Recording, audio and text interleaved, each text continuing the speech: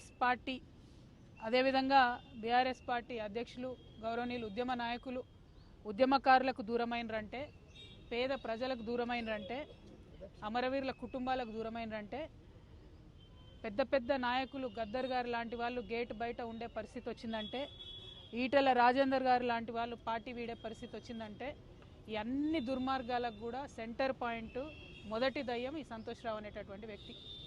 మరి ఆ సంతోష్ రావు గారిని సిట్ ఇప్పుడు పిలిచిందని చెప్తూ ఉన్నారు ఫోన్ ట్యాపింగ్ విషయంలో.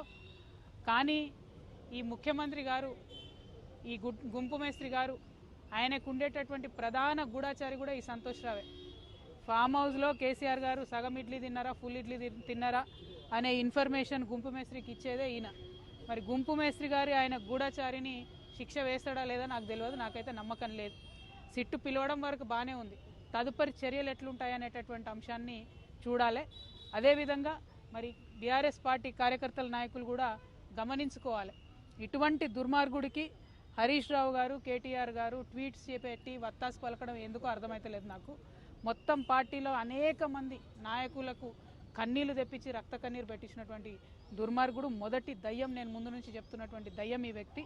మరి ఈ వ్యక్తి ఇవాళ వచ్చిండంటే చట్టం కరెక్ట్గా తన పని చేస్తే శిక్ష ఖచ్చితంగా పడుతుంది.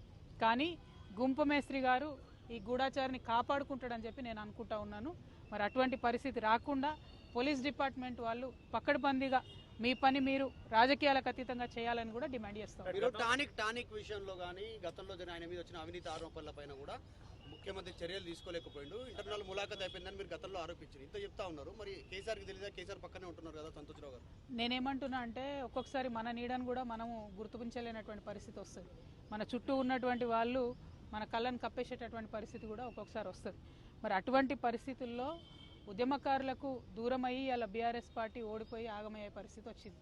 మరి ఉద్యమకారులకు ఉద్యమ నేతను దూరం చేసిన పాపం మాత్రం ఈ దయ్యాన్ని వదిలిపెట్టదని నేను అనుకుంటా ఉన్నాను. కానీ మళ్ళీ చెప్తున్నా, నేను గుంపు మేస్త్రి మీద నాకు నమ్మకం లేదు.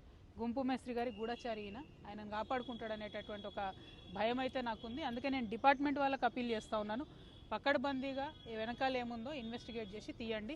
Thank you. జై తెలంగాణ.